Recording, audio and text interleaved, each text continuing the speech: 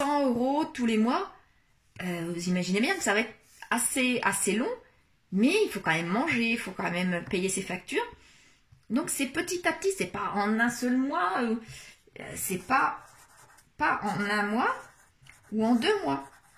Si on le fait en un mois ou en 2 mois, tant mieux, parce qu'il y a eu ce genre d'addition. Mais si on le fait en 6 mois, on le fait en 6 mois. Le principal, c'est de le faire. Donc maintenant, voyons l'épargne de précaution. L'épargne de précaution, il faut calculer le montant.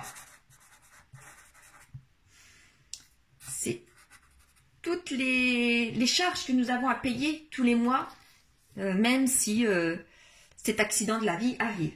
Donc, c'est soit on le constitue avec un montant fixe une fois qu'on a calculé le montant, une fois qu'on a calculé le montant, soit c'est le montant, il sera fixe tous les mois jusqu'à la fin.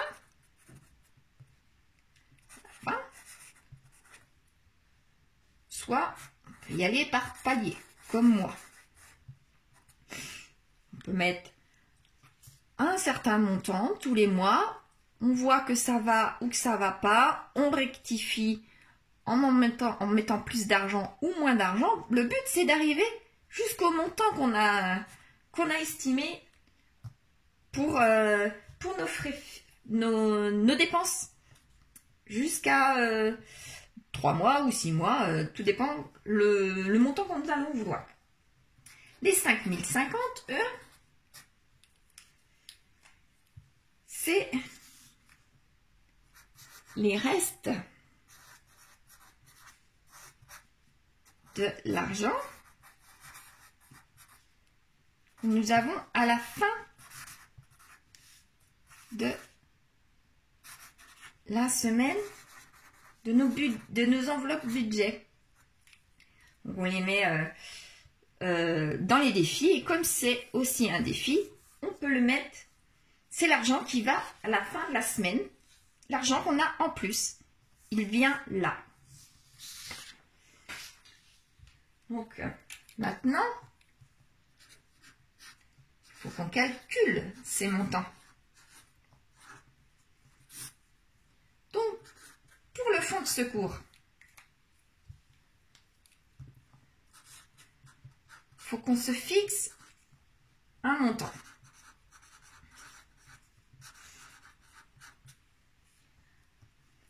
C'est ce qu'on estime, ça c'est propre à chacun, c'est ce qu'on estime pour être tranquille dans sa tête si nous avons une facture qui nous arrive. Donc, c'est pas à souhaiter que nous avons 2 grosses factures le même mois. On est bien d'accord. Donc là, il faut que nous choisissons un montant ni trop peu, ni trop élevé. On est bien d'accord que là, c'est personnel. Si vous avez que de l'électroménager qui date de 2 ans, qui sont en A+, qui sont moyenne gamme ou haut de gamme, normalement, les gros pépins, les grosses factures ne devraient pas vous arriver tout de suite et pas toutes en même temps. Malgré tout, il faut quand même les mettre un montant. Mais ça, c'est un montant propre à chacun. Si vous préférez changer plus souvent, mais mettre des premiers prix, ou alors parce que vous avez tout simplement pas le choix, il faut que vous estimiez. Moi, je sais que c'est... j'ai mis 1000 € parce que je me dis, on ne sait jamais, je peux avoir le même mois, malheureusement, une grosse facture pour une voiture, ma voiture, et en même temps changer le lave-linge parce qu'il n'y a pas le choix. Ou alors une facture d'un plombier ou que sais-je. Donc, malgré tout, il peut arriver, sur un même mois, avoir 2 grosses factures qui nous arrivent. Donc, c'est pour ça que j'ai mis 1000 €. J'aurais eu un peu plus les moyens. Je pense que j'aurais mis 1500. En toute honnêteté, 1500, je pense que c'est ce que j'aurais fait. Mais j'ai l'épargne de précaution aussi à constituer. Donc l'épargne de précaution, si on met 500, 1500, 2000 ou 1000, dans le fonds de secours, l'épargne de précaution, lui, automatiquement, va monter moins vite ou va commencer moins tôt. Donc c'est pour ça que moi, je suis restée à 1000 euros. Donc, pour l'épargne de précaution, il faut savoir le temps à disposition. On peut très bien se dire que l'épargne de précaution, on ne veut pas le construire en 10 ans, mais on aimerait le construire en 5 ans. On sait combien il nous faut, c'est-à-dire que le total des charges, alors les charges fixes, les charges variables, plus les dépenses, plus certaines enveloppes.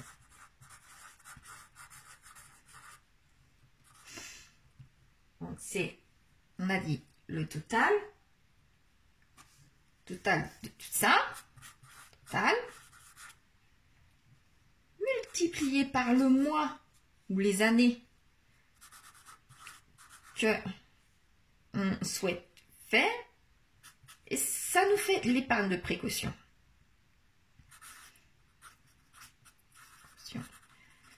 Là, si nous avons besoin de 1000 euros par mois, et on se dit que 3 mois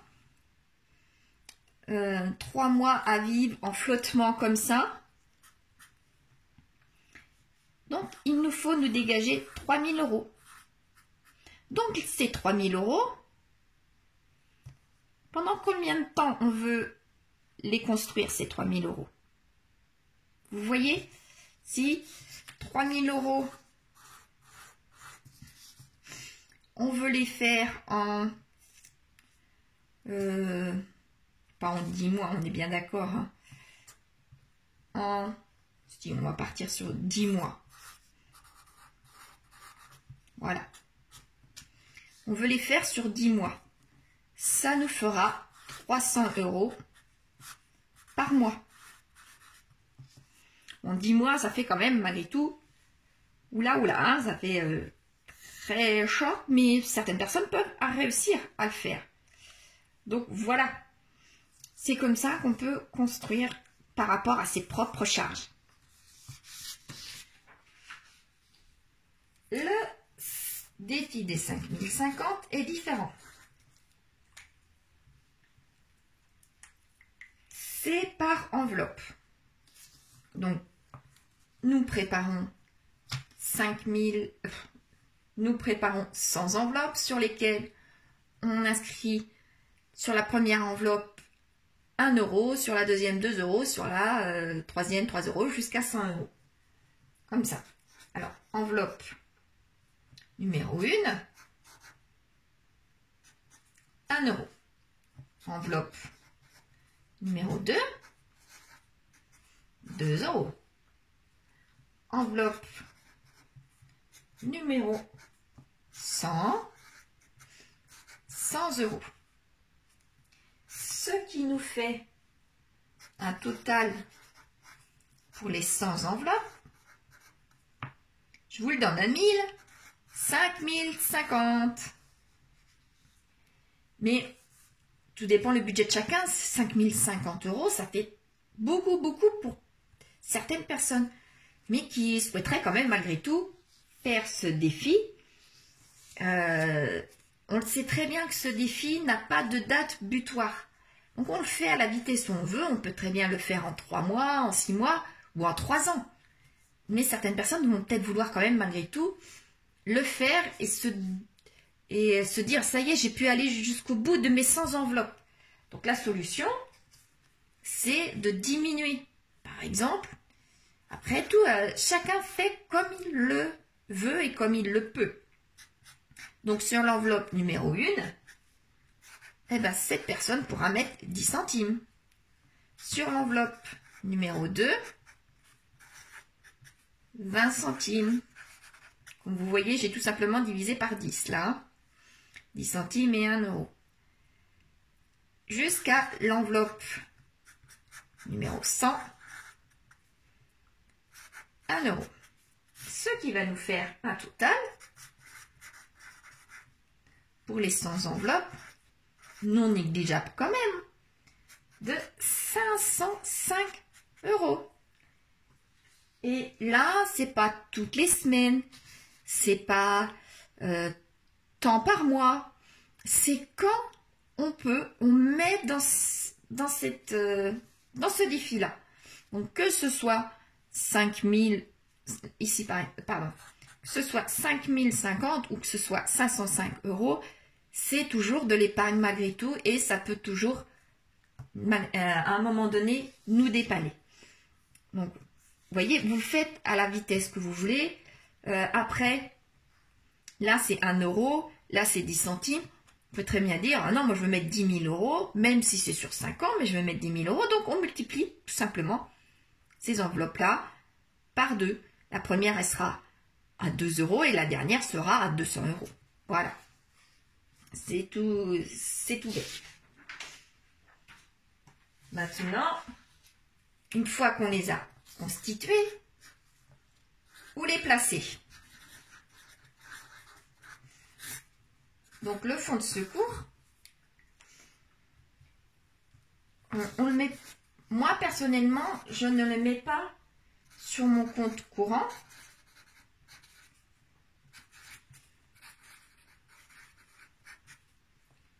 Car je risquerais de mélanger avec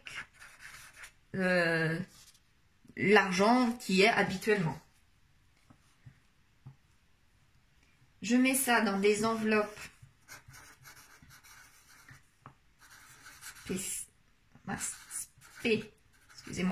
spéciales à la maison. Je fais des enveloppes de 500 euros. Et on peut aussi les mettre sur les livrets simples. Ça peut être une solution aussi. Moi, je préfère les mettre, cet argent-là, donc j'en ai 2. Je préfère mettre ces enveloppes-là à la maison, dans un endroit bien caché, pas au même endroit que mes enveloppes budgétaires et pas au même endroit que mes défis, dans un autre endroit. Voilà, comme ça limite aussi, on ne sait jamais, avec les cambriolages, ça peut arriver. Donc, maintenant, l'épargne de précaution. Moi, l'épargne de précaution, pour ma part, je l'ai mis sur le livret A. Car là, c'est pas prévu pour la même, c'est pas pareil. Là, c'est aussi dans l'urgence, mais c'est un gros montant. Donc, ce montant-là, il faut qu'il soit disponible facilement. Donc, comme ça, virement, alors, facilement et accessible rapidement. Donc, c'est pour ça que j'ai choisi le livret A, parce que grâce au virement, je peux faire un virement vers le compte courant. Et après, payer ce que j'ai à payer assez facilement. Ce qu'on ne peut pas faire, par exemple, sur des comptes qui sont bloqués ou sur les assurances vie, ce genre de choses-là. C'est pas du tout la même chose. Pour les 5050,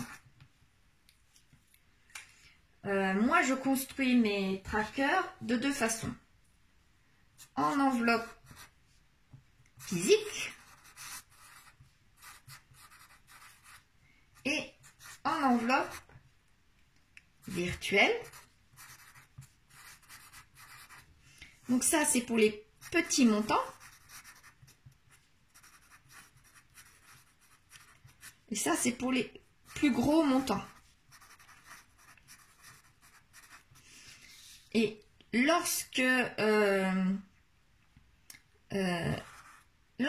mon premier tracker a été terminé, par exemple, j'ai tout mis sur un livret.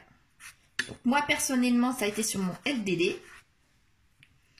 Mais on peut mettre ça sur n'importe quel livret. Après, il suffit juste de calculer. Eh bien, entre les enveloppes physiques et les enveloppes virtuelles, finalement, on arrive bien à 5050. C'est le principal, c'est que le premier tracker soit terminé et qu'après, on puisse mettre. Donc, soit les gros montants directement, soit les petits montants, lorsqu'ils commencent à accumuler, peuvent faire des gros montants malgré tout. Donc, après, c'est pareil, hop, je dépose ça sur le livret, tout simplement. Voilà.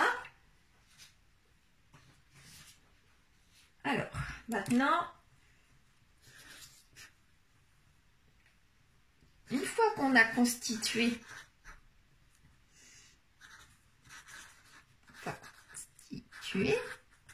une fois que c'est constitué, quoi faire?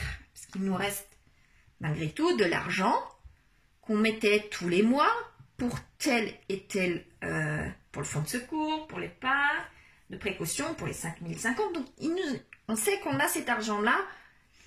Donc, qu'est-ce qu'on peut en faire maintenant de cet argent-là?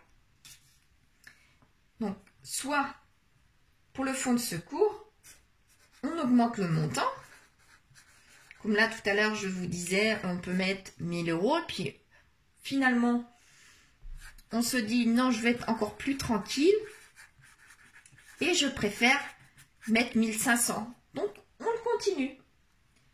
Soit l'argent qui était auparavant destiné au fonds de secours, eh bien, on va le mettre, cet argent-là, dans l'épargne de précaution. Comme ça, l'épargne de précaution va monter un peu plus vite. Ou alors, ce montant, on le met dans les autres épargnes. Ou on peut augmenter aussi le montant des enveloppes. Par exemple, les enveloppes sorties ou extra pour celles qui en ont. Si jusqu'à présent, cette enveloppe-là par mois était de, je dis n'importe quoi, 50 €, et bien maintenant, eh ben on se dit on va se faire un peu plus plaisir. Et puis, on va passer à 100 € et comme ça, on pourra se faire peut-être un petit resto ou un théâtre par mois ou un mois sur deux, vous voyez. Donc, on fait ce qu'on en veut après. L'épargne de précaution, quoi qu'il en soit, lui, il faut qu'il continue à grossir. Donc, c'est soit on vit, une fois qu'on l'a terminé, cette épargne de précaution, soit on vit plus tranquillement dans sa tête, si on peut dire, tranquillement. Et là, pareil, on se dit, ça y est, j'ai fait le fonds de secours, j'ai fait l'épargne de précaution, et bien maintenant, j'ai suffisamment d'argent, je vais pouvoir vivre un peu plus tranquillement et je vais pouvoir me faire plaisir avec l'argent que j'ai là. Ou alors, on se constitue d'autres épargnes, comme un voyage, un très gros voyage, ou les études des enfants, par exemple, ou la retraite. Ou alors, on augmente aussi le montant des enveloppes comme ici. Voilà. Pour le défi des 5050, c'est aussi autre chose. Une fois qu'on a terminé notre premier tracker, soit on se dit on fait une pause. Ça n'a pas été très compliqué, mais ça n'a pas été très facile non plus de le faire. On l'a fait en, je sais pas moi, en 2 ans. Et pendant 2 ans, je me suis serré un petit peu trop la ceinture, j'ai l'impression. Donc, on fait une pause de 6 mois, de 3 mois, comme on veut. Et peut-être qu'après, je reprendrai. Ou alors, pas du tout. On se dit, ouf, j'ai terminé ce défi de 5000 €. Mais franchement, c'est pas pour moi, ça a été trop compliqué, c'était trop de stress. Je préfère arrêter, c'est pas pour moi.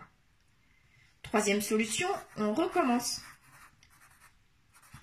Puisque tout simplement, les 5050 € n'ont pas été très compliqués à constituer pour le premier tracker. Donc, on peut en constituer un deuxième, soit pour augmenter le montant qu'on voulait pour, je sais pas, pour moi par exemple, c'est tout simplement pour les travaux dans ma future maison. Mais ça peut être les 5050, ça peut être un voyage, je vous dis n'importe quoi, un voyage qui va coûter, partons sur 5000 € pour 2 personnes, pour une durée bien déterminée, et puis finalement, eh ben, d'ici à ce que nous partons en amoureux, eh ben, on a encore le temps d'en construire un deuxième, et cette fois-ci, nous n'allons pas partir 10 jours, mais nous allons partir 20 jours, par exemple. Ça peut être aussi une solution pour certaines personnes qui veulent se faire aussi plaisir. Donc, il y a la pause, l'arrêt, on recommence un deuxième tracker, ou alors, une fois qu'on a terminé, on se dit non, les 5000 € c'est bien, mais maintenant je préfère quand même faire d'autres épargnes, en constituer d'autres et pour quelque chose de bien précis. Donc voilà la synthèse de ces trois épargnes. Sachant celui-ci, hein, on est bien d'accord, c'est une épargne hybride que je dirais. Donc maintenant, voyons mon cas personnel. Je vais apporter tout mon petit matériel et je vous retrouve aussitôt. À tout à l'heure.